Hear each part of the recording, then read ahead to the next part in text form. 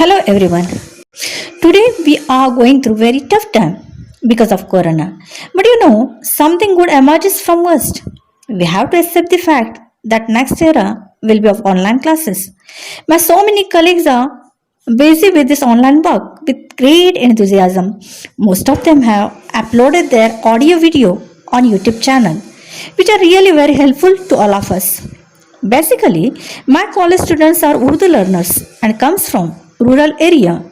I thought it's need of time and so I am uploading my audio video for those Urdu and Hindi learners. There may be some loopholes as I have tried it first time. Please go through it, rectify if it has any lacuna. Thank you. Hello students. Today we are going to see the first poem of section 2, The Song of the Open Road, written by Walt Whitman, who is an American poet, essayist, and journalist. He is often called as the father of free verse. He wrote the poem, O Captain, My Captain, on the death of Abraham Lincoln, which is most popular. The poem, The Song of the Open Road, is taken from Leaves of Grass, which is a beautiful blend of self awareness, free will, and tenderness of heart. It's written in free verse, means without rhyme. This poem is metaphorical. Here, the road is a road of life. The title of the poem is suggestive and meaningful too. It's a motivational and inspiring poem. To enhance the beauty of poem, poet has used the poetic devices such as climax, metaphor, repetition, and inversion. The poet Whitman expresses his own journey of life. The poet is most confident, positive, and content in what he has. He disagrees to stay in negative forum and want to be away from complaints and criticisms. The poet has sweet memories and also burdens in his life journey. And with both, he has mere attachment. तो चलिए देखते हैं कवि अपनी इस कविता में हमें क्या संदेश देना चाहते हैं। The song of the open road, यह कविता लीव्स ऑफ द ग्रास इस कविता संग्रह से ली गई है। यह कविता आत्मजागृतता, स्वेच्छा और हृदय की कोमलता का सुंदर सम्मिश्रण है। जिंदगी के सफर में हर एक को अपनी बुद्धिमत्ता या पांडित्य की परीक्षा देनी पड़ती है, जो किसी स्कूल या यूनिवर्सिटी में नहीं ली जाती। इस एहसास को अपनी कविता में कवि ने दर्शाया है। यह जिंदगी रूपी रास्ता ऐसा है जो हर कोई इस्तेमाल करता है, चाहे वो अमीर हो या गरीब। न चाहते हुए हर स्तर के लोगों को एक दूसरे के साथ सहभागी होना पड़ता है। यह रास्ता जीवन की अस्थिरता को सूचित करता है। इस रास्ते को एक मौका मानकर कुछ नया करने के लिए शुरुआत कर सकते हैं। विटमन इस कविता में लोग और स्थानों के बारे में बात करते हैं, लेकिन कभी एक ही स्थान पर ठहरने के खिलाफ है, वे चाहे कितनी अच्छी मेहमान नवाजी क्यों न हो। Now let us read the poem line to line so you can get what exactly the poet want to say. Let us see the first stanza of this poem. A foot and light-hearted attack to the open road. A foot and light-hearted attack to the open road. Healthy free the world before me. The long brown path before me, leading wherever I choose. The long brown path before me, leading wherever I choose. प्रस्तुत परिच्छेद में कवि का आजादाना ख्याल दृष्टिगोचर होता है।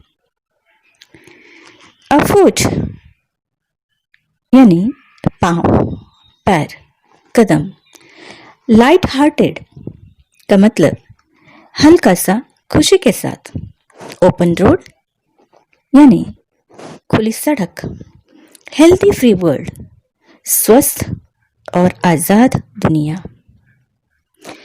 पहली पंक्ति में कवि कहते हैं कि मैंने इस खुली और मुक्त सड़क पर हल्के से खुशी के साथ पांव रखा, और जैसे ही मैंने पांव रखा तो मैंने देखा एक स्वस्थ और आजाद दुनिया मेरे स्वागत के लिए खड़ी है। दूसरी पंक्ति, the long brown path before me leading wherever I choose. The long brown path यानी लाल मिट्टी से बनी सड़क, लीडिंग ले जाना, चूज चुनना। दूसरी पंक्ति में कवि उस लाल मिट्टी से बनी सड़क का वर्णन करते हैं जो काफी लंबी है। कवि जहां जाना चाहते हैं वहां ले जाने के लिए तत्पर है। यहां कवि कहते हैं, मुझे सफर के चुनाव की पूरी स्वतंत्रता है, मैं जहां चाहूं वहां जा सकता हूं। Next stanza, henceforth I ask not good fortune, I myself am good fortune. Henceforth I whimper no more, postpone no more, need nothing. Done with indoor complaints, libraries, querulous criticisms, strong and content I travel the open road. अगली कड़ी में कवि कहते हैं, henceforth यानी आइंदा, good Fortune यानी अच्छी तकदीर, अच्छा नसीब।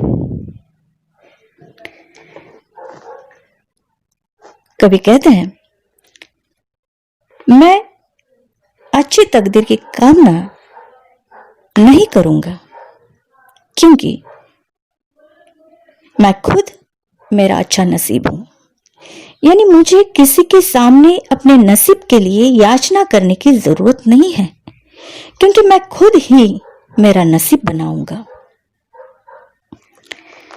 आगे कवि कहते हैं, henceforth I whimper no more, postpone no more, need nothing. यानी आइंदा इसके बाद मैं दर्द, भय और उदासी से भरी और संतोषजनक चीख नहीं निकालूंगा। विम्पर का मतलब है दर्द, भय और उदासी से भरी असंतोषजनक चीख निकालना या रोना। पोस्टपोन यानी स्थगित करना या किसी बात के लिए विलंब करना। तो कवि कहते हैं, मैं दर्द, भय और उदासी से भरी असंतोषजनक चीख नहीं निकालूंगा। कोई भी बात हो उसे स्थगित नहीं करूंगा या उसके लिए विलंब बिल्कुल नहीं करूंगा। मुझे किसी चीज की जरूरत नहीं। Done with indoor complaints, libraries, querulous criticisms. अगली पंक्ति में आगे कवि कहते हैं, घरेलू या सामाजिक शिकायतें, ज्ञान, झगड़ालू आलोचनाएं या निंदा मेरे लिए मायने नहीं रखती।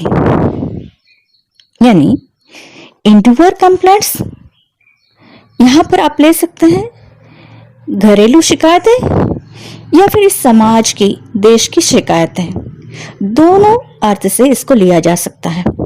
लाइब्रेरीज यानी ज्ञान, क्वेरुलस क्रिटिसिज्म यानी झगड़ालू आलोचनाएं या निंदा। कवि कहते हैं,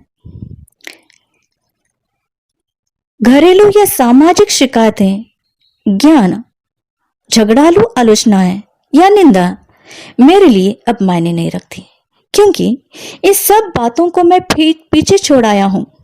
इसका कोई महत्व अब मेरी जिंदगी में नहीं। इन सारी बातों का मेरी जिंदगी में खात्मा हो चुका है।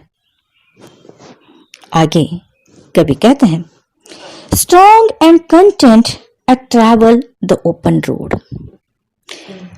कवि का यहां पर पॉजिटिव दृष्टिकोण हमारे सामने स्पष्ट होता है। कवि आगे कहते हैं, मैं अब काफी मजबूती और संतुष्टता से इस खुली और मुक्त सड़क पर सफर करता हूं। स्ट्रॉन्ग यानी मजबूत, कंटेंट यानी संतुष्ट होना, समाधानी होना। अब कवि इतने संतुष्ट और मजबूत बन चुके हैं कि इस खुली और मुक्त सड़क पर सफर करने के लिए तैयार हैं, क्योंकि कवि को आगे बढ़ना है। अगली कड़ी, the earth that is sufficient, I do not want the constellations any nearer, I know they are very well where they are, I know they suffice for those who belong to them। अगली कड़ी में कवि कहते हैं,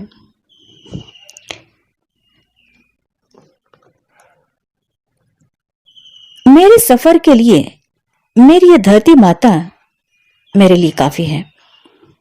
the earth that is sufficient यानी काफी होना, पर्याप्त होना। मुझे आसमान की जरूरत नहीं। I do not want the constellations any nearer। Constellations के दो मायने ले सकते हैं, जैसे कि इसका टेक्सचुअल मीनिंग है प्रभावी लोगों का समूह, और दूसरा सैयारे यानी हमारा तारामंडल। ये दोनों भी बहुत ऊंचा स्थान रखते हैं। कवि यहां पर अपना अलग अस्तित्व दर्शाते हैं। प्रभावी व्यक्तियों के समूह के करीब जाने की उन्हें बिल्कुल इच्छा नहीं है, क्योंकि वो अपने आप को इनसे अलग रखना चाहते हैं।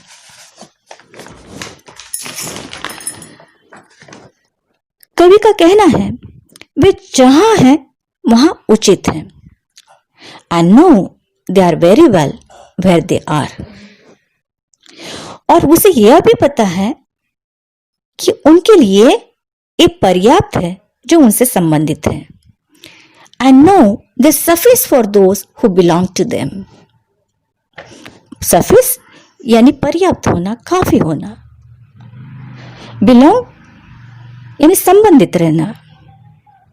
इसलिए कवि कहते हैं कि वे जहां हैं वहां उचित हैं, और उन्हें यह भी पता है कि उनके लिए ये पर्याप्त है जो उनसे संबंधित है, और मैं खुद अपनी जगह योग्य हूं। आखिरी कड़ी को कवि ने कोष्टक में दिया है। इसे जाहिर होता है कि यह कविता की पृष्ठभूमि है। इसका पैरेंथेसिस कहते हैं, Still here I carry my old delicious burdens. Still here I carry my old delicious burdens. I carry them, men and women, I carry them with me wherever I go. I swear it is impossible for me to get rid of them. I swear it is impossible for me to get rid of them. I am filled with them and I will fill them in return. I am filled with them and I will fill them in return. कवि कहते हैं, मैं अभी भी उन पुराने delicious burden यानी स्वादिष्ट ऐसी तकलीफ का बोझ ढोता हूं। क्या बर्डन्स कभी स्वादिष्ट हो सकते हैं?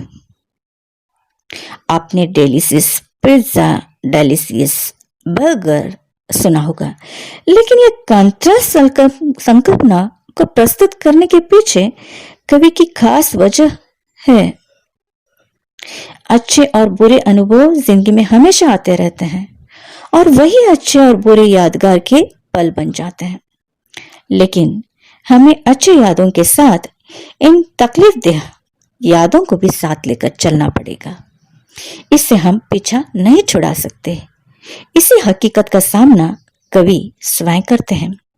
इसलिए पूरे विश्वास के साथ वो कहते हैं कि मैं इन स्वादिष्ट तकलीफों को लेकर सफर करता हूं। Still I carry my old delicious burdens। मैं अपने साथ मर्द और औरतों को ले जाता हूं जो इन यादों से जुड़े हैं। I carry them men and women. I carry them with me wherever I go. जिधर मैं जाता हूं उनको अपने साथ लेता हूं। देखिए कवि क्या कहते हैं, कवि पूरे भरोसे के साथ कह रहे हैं, मैं इन स्वादिष्ट तकलीफों को लेकर सफर करता हूं। मैं अपने साथ मर्द और औरतों को ले जाता हूं जो इन यादों से जुड़े हैं। जिधर मैं जाता हूं उनको अपने साथ लेता हूं। आखिरी पंक्ति, I swear it is impossible for me to get rid of them. I am filled with them and I will fill them in return. आखिर में कवि यकीन दिलाते हुए कहते हैं, कसम से यानी स्वेर, इम्पॉसिबल यानी नामुमकिन, असंभव, टू गेट रीड ऑफ यानी छुटकारा ना पाना। कवि कहते हैं, कसम से मुझे इन सब से छुटकारा पाना असंभव है। क्यों? क्योंकि I am filled with them and I will fill them in return. Filled with them, समा जाना, इन रिटर्न यानी वापसी में, बदले में। आगे कवि कहते हैं, कारण बताते हैं, छुटकारा न पाने का कारण, इन डेलिशियस बर्डन से छुटकारा न पाने का कारण क्या बताते हैं? देखिए कवि वे कहते हैं, क्योंकि मैं उनमें समा चुका हूं और वापसी में आगे मैं उनको संभालूंगा। आखिरी पंक्ति फिर से दोहरा रही हूं। आखिर में कवि यकीन दिलाते हुए कहते हैं, कसम से मुझे इन सब से छुटकारा पाना असंभव है, क्योंकि मैं उनमें समा चुका हूं और वापसी में आगे मैं उनको संभालूंगा। देखिए कितनी प्यारी बातें यहां पर बहुत ही मीठी अंदाज में कवि हमारे सामने प्रस्तुत करते हैं। शुक्रिया।